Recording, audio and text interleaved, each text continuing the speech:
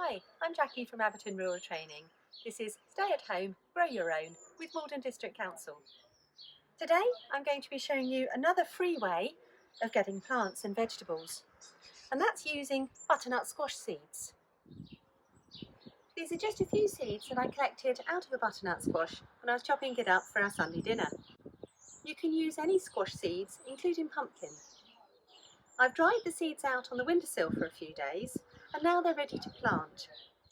I prepared a pot, filled it to within a couple of centimetres of the top with compost, and I've got some drainage in the bottom with some broken crock.